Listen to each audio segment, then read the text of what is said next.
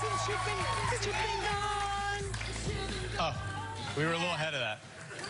That's the song you blare in your car, and you think you sound exactly like Kelly Clarkson, and then at that part where you go,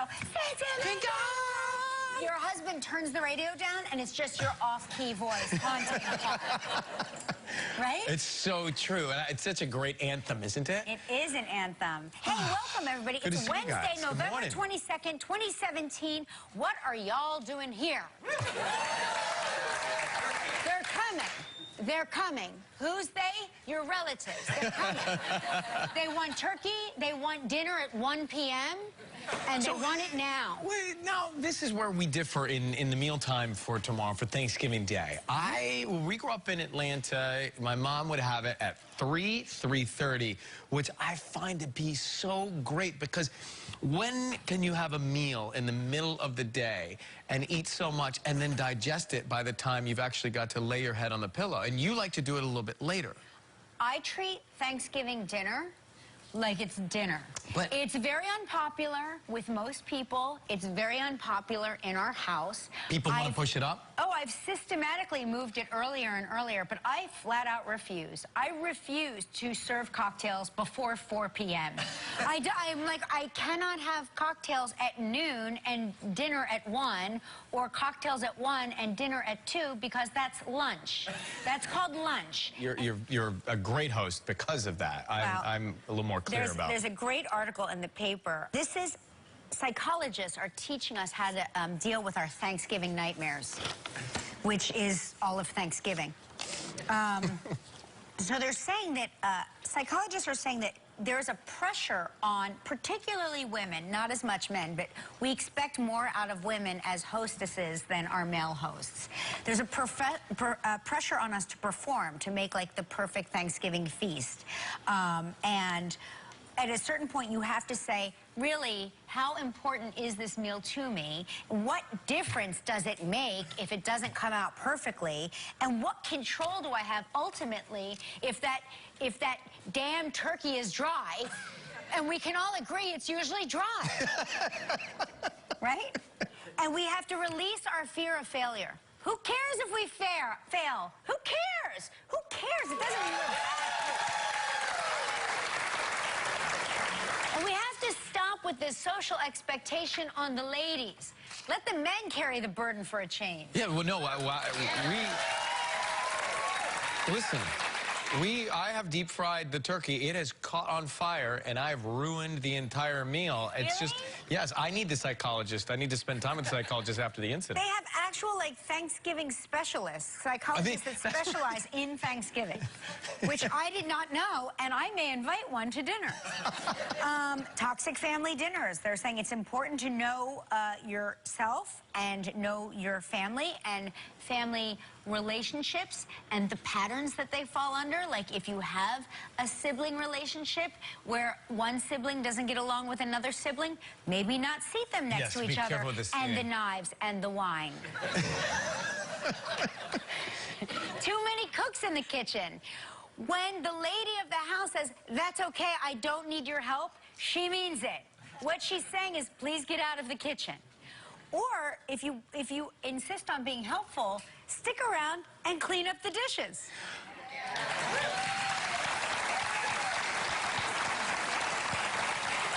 I know my people. I know. Everybody ghosts you when it's dish time. You're like, where is everybody? There's 7,000. We're drinking out of teacups. And they've all disappeared. Yeah, we're having wine out of teacups. It's gotten to that point, and suddenly everybody's gone.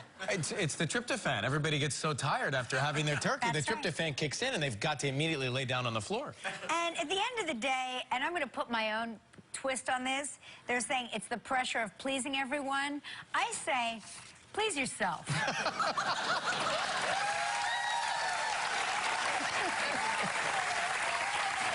Happy holidays. That's why we'll be having dinner at 8 p.m. on Thanksgiving. Cocktails at 7.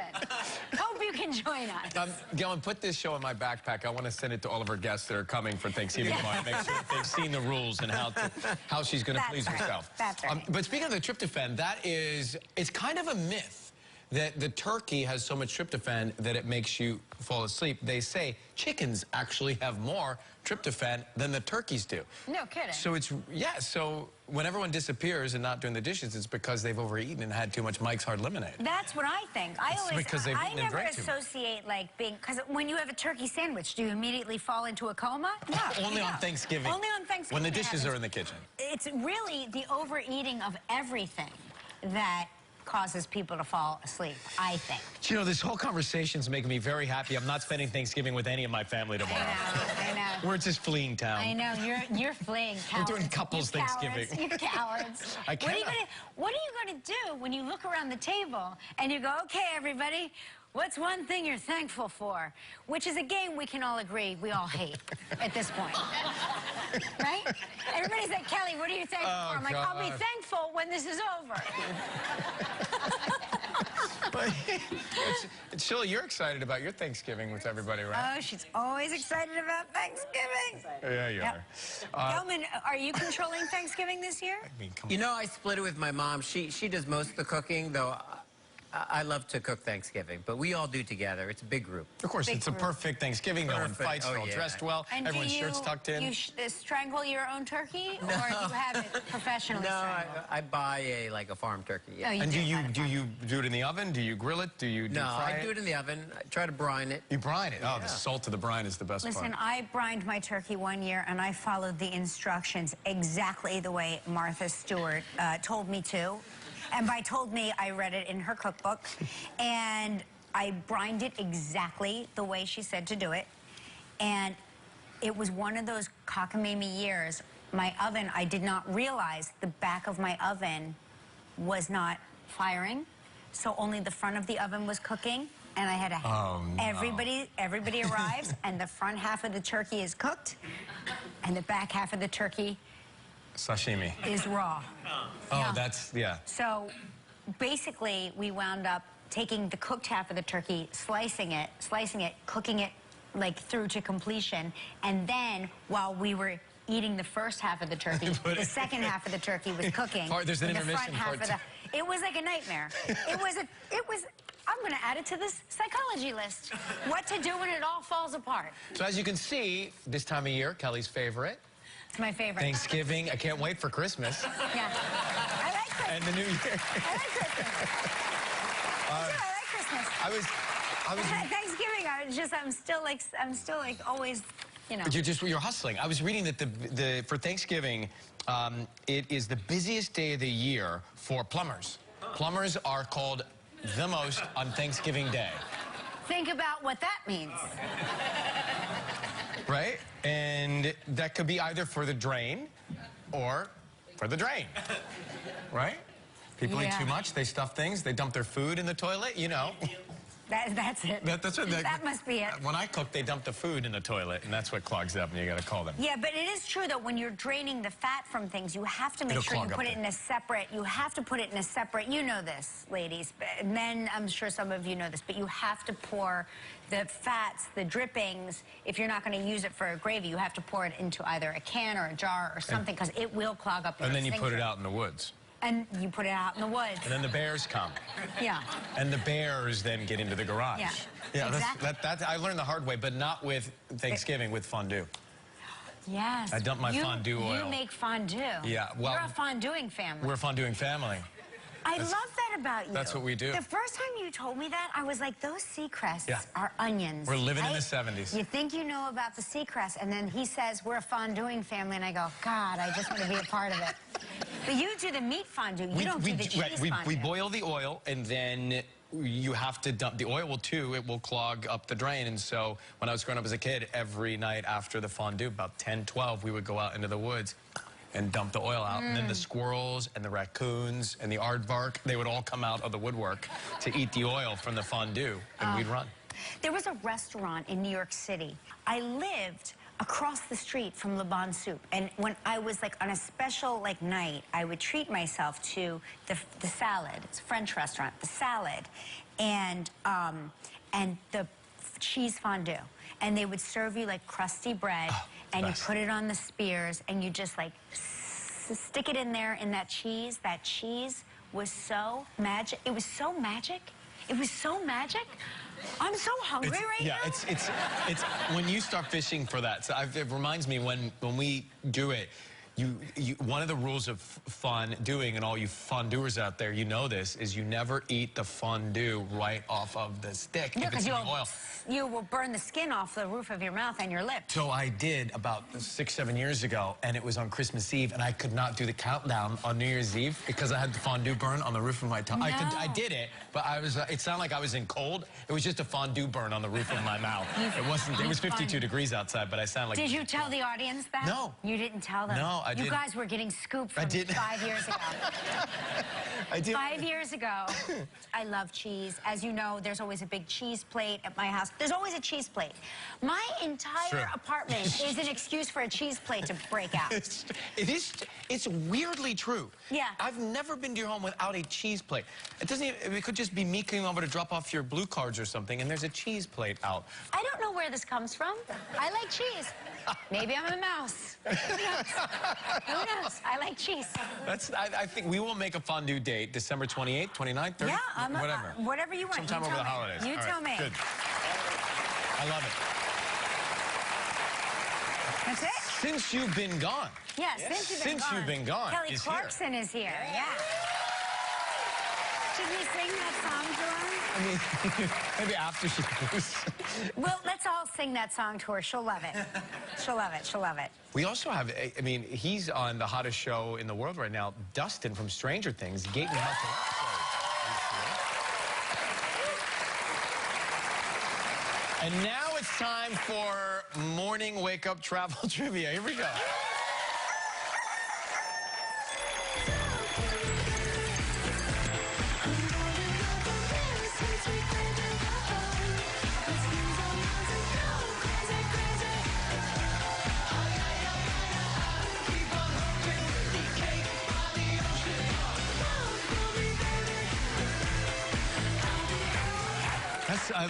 That is the reverse spackle. I love that.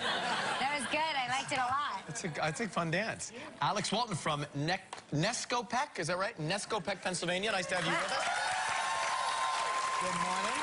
Happy Thanksgiving. Adorable. You're adorable. I like your glasses. So we're going to call Kurt from Yakima, Washington. Here we go. Yakima, Washington. Kurt, let's see if Kurt is up. Yeah, it's going to be early for Kurt. All I want is cheese fondue right now from the sounds so cool. And I just want their salad with the French dressing on it. It's all I want. French dressing? What's better than that? And a glass of wine. Yes. Let's book it for lunch. It's 3 rings. We should all go to Le Bon Soup after this. With all the mentions you've given them, they should take care of the entire audience. Your call has been forwarded to an automatic... All right. He's probably booked his ticket to New York to go to Le Bon Soup. This is Stacy from Arlington, Texas that we're calling. Come on. You ever been there? Yeah, I have, as a matter of fact. I've been everywhere in Texas. I know you've been everywhere. Yeah, in Texas. You're an American treasure. You've been to all of America. Yes. That's it. You guys, we are striking out. Well, clearly no one watches the show Thanksgiving week. So Buying their turkeys. They're out buying their turkeys. They're buying their turkeys. All right. Yeah. All right. Not a total loss, Kelly. You're going to tell everybody what the good news is. That's right. We're not going to play the game today, but somebody in this audience is still going to win a $500 gift certificate to Omaha Steaks. Just in time for the holidays. See? If you burn your turkey, you can have Omaha Steaks instead. This is your backup plan. Ticket number 157. Where's 157? Hello! Congratulations. Yeah. Kelly Clarkson is next. We are right back. Still ahead on live, Dustin from Stranger Things, Gaten Matarazzo. And coming up next, Kelly Clarkson. All right. Wow, this is exciting. I love this. Yeah, she sold over 21 million albums worldwide and is one of the best female vocalists of our time. Please welcome 3-time Grammy Award-winning artist, Kelly Clarkson.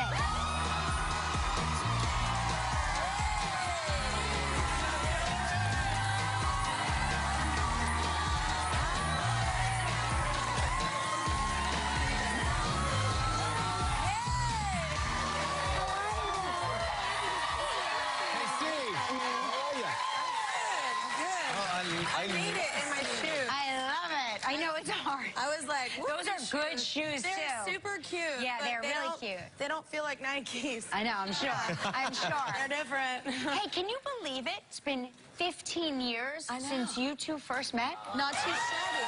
Isn't that crazy? We've done all right. I think it worked out for you, I've Clarkson. heard that you guys are going places. You know, it's funny. I look at that picture, and people, I don't know if they ever ask you, but they'll ask me, what's your favorite memory of the series? Yeah. And it truly is that night, that moment, that first season. Because it was the first, right? So it's just like a nostalgic thing. And nobody knew. We didn't know. I remember We know that it was going to be that big. I remember when you opened your mouth to sing, and I got chills all over my body. That very first season, I couldn't believe it. I was like, this girl is a superstar. And I remember thinking, I didn't know you at all. I wish I could call you and say, just calm down, you're going to win this whole thing. No, it's funny because I was kind of the dark horse of the situation because nobody ever... I was always not memorable. Oh, and like they always like Simon, like everybody was always say it wasn't. I never got like I never got the bottom three, but I never was like the pick. Right. Like you know. So so I think that's how I glided. Oh, that glided voice. through. But that voice of Thank yours, you. my gosh, and it's just gotten better and stronger and better every year. Thank you. Thank you. I love doing it. And now, Kelly's. Kelly is going to be on the other show. I know, we're competing. And so we're Do you want to hug it out? We want to hug it out. We'll never compete. I always love your success. Actually, I love your success. I love that you're doing this. I think it's going to be fantastic for the contestants as well. So you're going to be on The Voice. Yes, I am. I'm going to be on The Voice. And you know, I figured this out while doing interviews about it. But it's funny because how I first started singing was I sang a lot of classical stuff in high school to get through competitions, so I could get a scholarship for college. And we had to perform behind screens. So nobody could ever see you. Yes. So I just put that together doing it. I was like, actually, that's how I started. That's No kidding. Yeah, because they can't, like, so they don't, you know, play favoritism. We would always audition behind screens. So incredible. Yeah, so it's, yeah, I'm excited about it. It's different. So you're going to be an advisor. So you're going to... I'm an advisor this season and a coach next season. Oh, wow. Yeah. Oh, cool. Yeah. That's major. Yeah. So, like, is there a judge that you really want to beat next season? Like, is there somebody that you're like, if I don't destroy... Blake Shelton. Right. He's the winningest coach. Well, and, Right? like, not even that. It's my husband manages both of us. So, Oh, that's funny. Oh, so you I'm always have like, to beat I'm him. competing No, for you that. have to. So speaking of that, so you were sitting on someone's porch a few years ago in Nashville, Tennessee.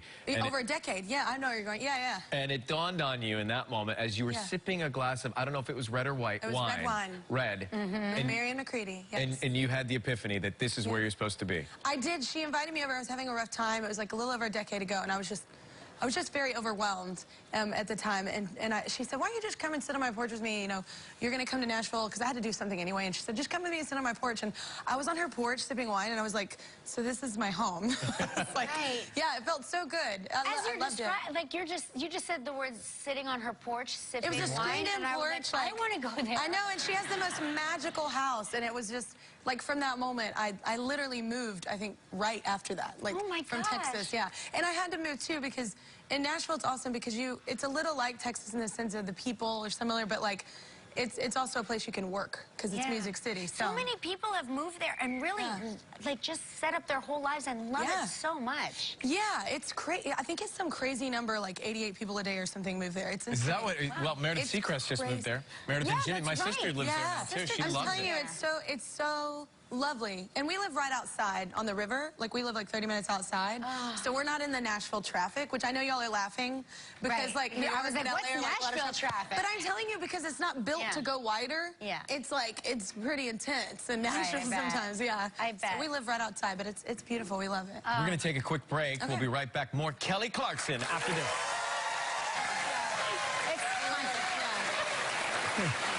We're back with Kelly Clarkson. I love hearing you say Kelly Clarkson because The it winner. sucks me back in time. The winner of American Idol Season 1 is... It was mean how long you took to say it. By the way, I was 26 years old with highlights in my hair. I was doing what I was told. We looked really good, the both of us. we look back, it's like, how did anyone let us walk out of the house, let alone national television? You looked great, but No, I did not, and here's why. Because remember, they didn't give us a budget, really. They gave us like $500 for the whole season and dropped us off at the Beverly Center. Like, they did.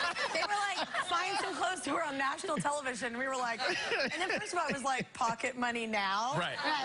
I'm not Where spending would I have? I'll just wear my clothes. I was poor. That was a lot of money. Yeah, of course. Yeah. You think about the tremendous, I mean, I've played so many of your hits on the radio. You've had so much tremendous success over the years. And now, this is interesting, your manager also is your husband. Yes. So yes. how is that dynamic?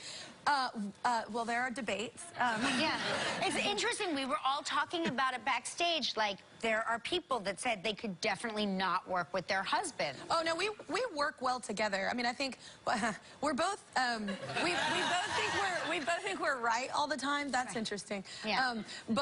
No, we do work well together because I definitely. I mean, I think we complement each other well. I think we're a really great partnership, not only like in marriage, like for work as well. We complement each other well. It's important. We'll call each other out, which I love that about us. We're not like, you know, everything we do isn't roses. Right. We'll be like, that was kind of weird. Yeah. You should probably never do that. And he'll do the same to me. So yeah, it's good. It's good. And he loves me, right? So like, he's obviously going to make the best decisions for me. So, Of course. Yeah. Yeah, and now you've also got you've got kids, you've got 4 children. We have 4 total. So there's 2 boys and 2 girls, is that 2 right? boys, 2 girls. Oh, you've got the best of every world. We have a band, yes. Oh my do. La-da-da, yeah. Are they musical? You know what, the older 2, I mean, because they're 10 and 16, they're like literally, they're really great singers. I'm not just saying that. I didn't come from my womb, so I'm not like, yay, my children. Like, I mean, they're just the most amazing singers, actually. And the 1 and 3-year-old, I mean, you know, you don't know yet. Yeah. I could sit here and be like, they're prodigies. Yeah. But they're not. Yeah. Hey, when did you know you had a good voice? Like, what age? Not until I was like 13. No kidding. Yeah, I was in junior high. Huh. Well, don't you think that's weird? I was just having this discussion in an interview, and I was like, who are these people that are like, I knew since I was 1. Yeah. I'm like, you're full of crap. You didn't. All you knew how to do was poop and pee in a diaper at 1. I mean, like, what? You didn't know you could sing at 1, but whatever. Okay.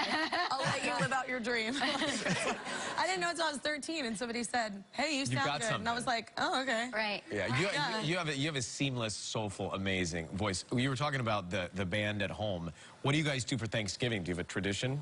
Actually, this is going to be our first Thanksgiving where it's just us, our core group. We usually have people over, but everybody, you know, just had plans, and we were busy with promoting and stuff too. So it's just going to be the kids and us. That sounds it's actually relaxing. Awesome. Yeah, well, I don't know if relaxing is a word because we play games. Oh, okay.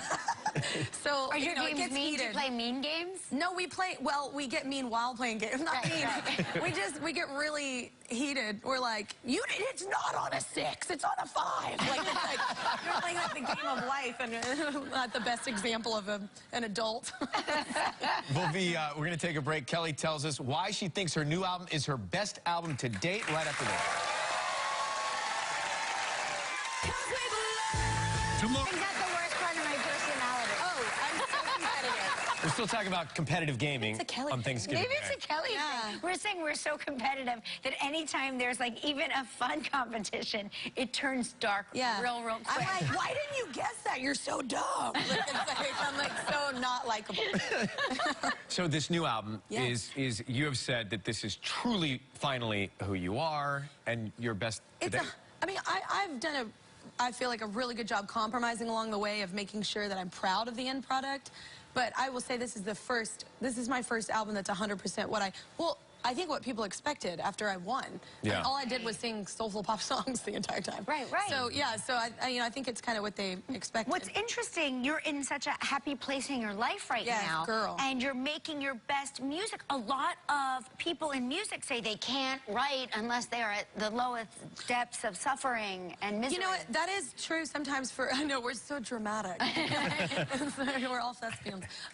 No, it's true, like for writing. I only wrote 4 songs on this album, actually, though. So my goal for this album wasn't really as a writer. It was as a singer. I just wanted to make an album, you know, leave a footprint musically that I was super proud of vocally. Which, not that I'm not proud of the others, it's just they're more like singing jams. Like, it's like this is a whole album of just like me singing my heart out, and really that was my focus on this album. So when one of your songs comes on the radio, like, do you rock out to it? Full on body roll. Like, yeah. Oh, good. I'm ridiculous. Yeah. Okay, that's good. I'm glad to hear that. I'm a total nerd. Yeah. I still get excited. Like, you have one of those voices that make other contestants on American Idol think that they can sing. You know what I mean? You know how like people would try to sing? I can do that. Right. Yeah, I can I'm like, do that I too. sound just like Kelly Clarkson. I sound just like the record. Well, that's like I call it the shower complex, because we all sing in the shower. Right. And like in the shower, I am Aretha Franklin. like in the shower, I'm like, I've totally nailed that. Like, it's like, it just sounds so much better. Like, the acoustics of the tile. Right, yeah. Right. You have written your second children's book. Congratulations. yes, I did. That's great. Yes, thank you. Thank you. River Rose. It's fun. This one's a Christmas one. And the last one we did a little lullaby with the book, and this one we did a full-on Christmas song. So That's going to be so much work. I don't know how you find the time. You know what?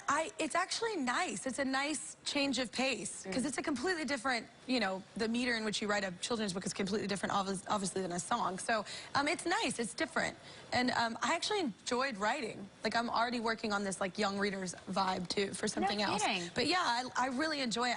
I'm one of those people that's still, like, 10 years old in their head and, like, love magic. I love all the elements of, like, you know, like, I don't know, I think reality can suck sometimes, so so you know, you're Escape like a little bit. Yeah, it's a nice escapism. That's what I love about, I don't know, literature, movies, all that. So yeah. So great to see you. Nice to see you. Congratulations on everything, Thanks. Carly. Happy Thanksgiving. Happy Thanksgiving. This is exciting. So he has skyrocketed to fame playing the funny and lovable Dustin on the mega hit show Stranger Things. Please welcome the very talented Gaten Matarazzo.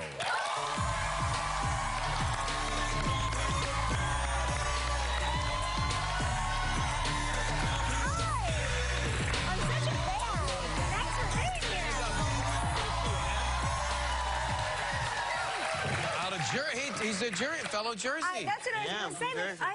I'm such a fan, but when I found out you were from New Jersey, that just like put it to a whole new level. Yeah. Do you say, is it New Jersey in?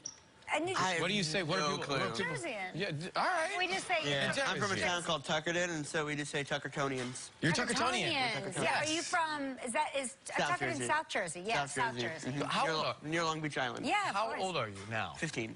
15. On the biggest show on the planet. Is it? Yes.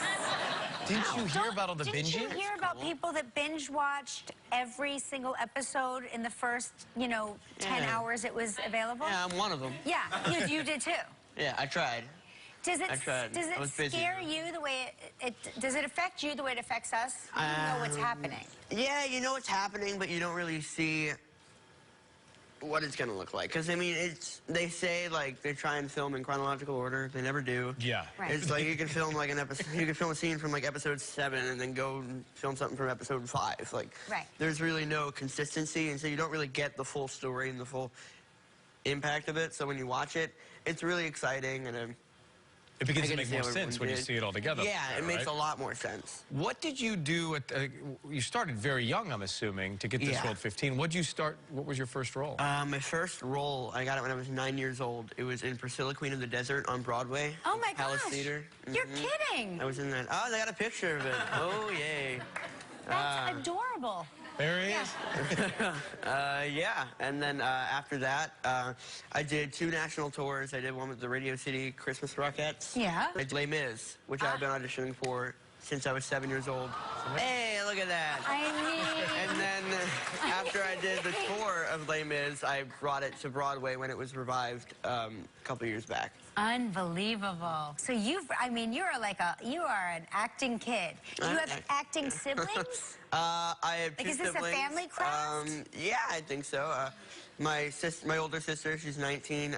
She's also an actress. She just did a short film, which will be coming out in December. My brother is a musician. He's a drummer, and he's just You're a musician too, are you? No, not really. You've got to have a beautiful I have like 2 piano lessons. And I've just started playing piano. Do you play music together? Yeah, actually, You're in a band? we have a little bit of a band. All right, there you go. Yeah, I'm the singer for the band. My sister also sings in it. My brother, he's the drummer for it.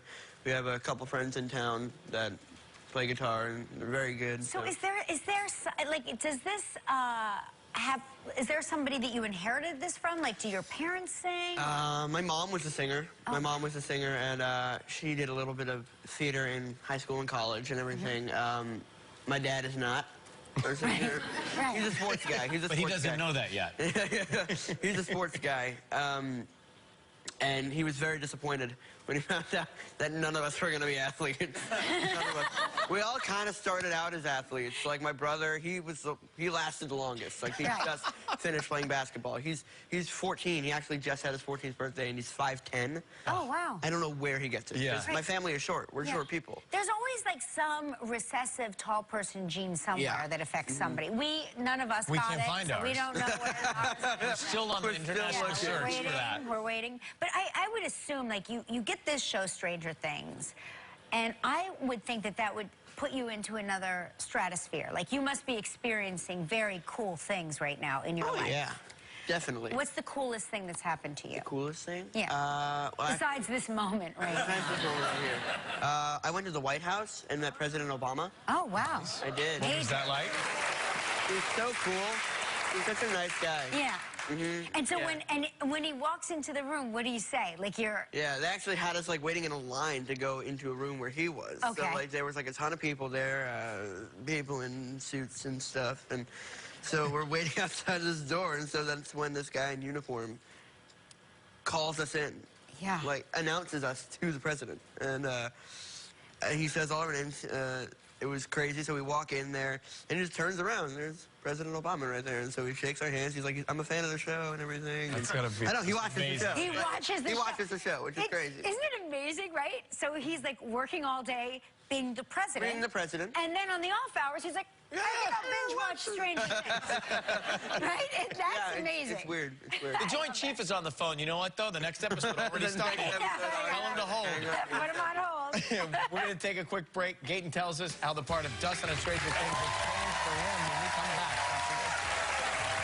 I'm so...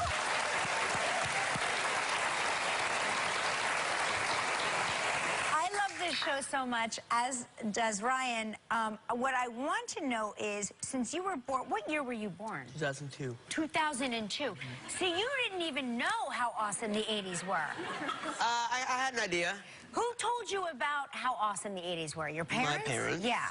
So when you first saw the phone hanging on the wall, were you baffled by that? No. You had seen one before? I've seen one before. Yes, Yeah. I had. Yeah, a lot of people, when I say that I knew about the 80s, they're like, what? No, you didn't. Like, yeah, I knew about it because it's not like I'm completely cut off from it. Like I was born after them, but people tell me about it. Yeah, it's just like... I see. It's not like it's like the 1880s where it's like there's no like footage. I've seen all the movies or pictures. I've seen the clothes. Are like your hair. Is Kelly, just it's like you know the 70s. People tell you about it. I know all about it by word of mouth. So tell us about the auditions. How do you beat out so many kids? Because I'm assuming there had to be thousands of kids they up for this auditioned role. like 906 kids. No kidding. Well, boys, and then they auditioned like 300 girls for 11. And did you get the role? Were you the first to get cast I was the first to be cast in the show. I remember I originally went in for Mike, and I read the Mike lines and everything, and then they called me in like, Dustin. I'm like, what? And they're like, yeah. Yeah, right. So they didn't have the character written all that much. He was all stereotypes. Like when you think of a stereotypical, like, nerdy kid that gets bullied, and you have an idea, and they're like, we don't want just stereotypes. We want each character to be unique and relatable, but still refreshing to and new. And so how'd they change it for you? They just looked at me and said, they asked me a bunch of questions about my life, and then they put them in the show. Like Dustin, he has a cleidocranial dysplasia. So do I, and a lot of people say, how was it like they were looking for kids with your condition? I'm like, they weren't. They had no idea what it was. Right. Yeah. Just for people who don't know, what is it? It's a bone condition that it's always, you're born with it, and it affects pretty much every bone in your body, but specifically your teeth and your collarbones. And it affects, so pretty much everyone's genes say, okay, you're gonna have a set of baby teeth, a set of adult teeth. Baby teeth are gonna come out, and your adult teeth come in. Our mouths do not know to do that. So teeth keep on growing. Right. The baby teeth don't fall out. These right here were all extracted. And the doctors and dentists told me, yeah, they'll come in on their own. You'll be fine. Just wait. It'll take a little while. No, they just didn't come in. So they had this appliance here, right here, and that is pulling down my teeth here manually. It's a process. Yeah. It's a process. Have you had surgery? I have. I've had 2 surgeries. Had 3 extractions that I haven't been put under for. But I will have more surgeries coming. I will have more extractions coming, more of these appliances pulling my teeth down, and you know what, I bet braces. it's very helpful for a lot of kids out there that feel very much alone if they have this, to have somebody representative of them on the screen and do it so beautifully, and like such a cool guy, and like, so I think you're doing even more than you think you're doing, right? Yeah, I mean, I've always, that was what I was most excited about. Like, that's really exciting to know that your work is affecting other people besides yourself, that you are making an impact in the world. And I love that they didn't make it a stereotypical character, too. I think that's yeah, like, it was Dustin and Steve was supposed to be all stereotypes, and then they made his character more likable, and they... Well, it also speaks to you as a person that you had a magnetic energy that sort of drew them to you. So it speaks more to you as that's pretty cool. It's kind of a compliment. Yeah. A little bit. Will that magnetic energy generate a 3rd season? I hope so. I mean, it has to. If not, what will we I think so. I mean, there's no confirmation. There's nothing written yet. There's no ideas and everything. I even go up and I ask the directors and the producers, I'm like, what do we got? What do we got? And they're like, nothing. Well, we've got lots of ideas. But we can like pitch them. Yeah, right? Yeah, because we lived through it, so we are experts. Yeah, I think a lot of what they want to do is look at what the fans want and what the fans think is going to happen. They go with what they want. They go away from what they think. Right. They don't want anyone... They don't want any of the theories that they see out there being true. Oh, he's going to be directing the next... Yeah, right, exactly. Directing every episode. You're right, you're right. Great to see. Well, listen, there has to be... I'm predicting, and this is what I want, not what I think. I want season 3, but right now, make sure you check out season 2 of Stranger Things. We'll be right back, everybody. Great to see you, bro. If you'd like to know more about anything you see on Live, log on to our website, kellyandryan.com. Well, we're back, and today is the last day. It's the last day to send in your letters for Live's holiday wish list. Now, we've partnered with UPS to find a special and deserving person this holiday season. So we got some of the highlights here. What do you have? You want to start? I've got a letter from Nicole in New Jersey. She's nominated her best friend, Melvin. She says, Melvin is a very special soul. Most of his life has been in a wheelchair, endured to many surgeries, and he lives his life without legs. He is a patient and a resident at a medical center where he brings his music and his sunny personality to all the children and the nurses. You will never hear him complain. He will always lend an ear, advice, or a smile when needed. Her wish for him as a die-hard fan to see the Dallas Cowboys play in Dallas. That's amazing. Okay. So these are not necessarily the winners, but just some highlights. This is Miss Jessica Tecco. She is from Pennsylvania. She says, she's nominated Miss Jessica Tecco. It's from Rachel, Pennsylvania. She says her son, Ben, had the worst speech delay and didn't speak at all until around 1st grade. Miss Tecco was so patient, so nurturing, that it made Ben feel so comfortable despite not having verbal skills. She was that teacher. Everybody's got that teacher, right. The one that somehow got him talking. She continued to encourage him, letting him know that he sounded great. Slowly, the words came along with fun personality that was in my son. My late talker was talking, and I owe a lot of that to Miss Tecco. So, for Miss Tecco, a trip would be nice, or a day of pampering, or just school supplies.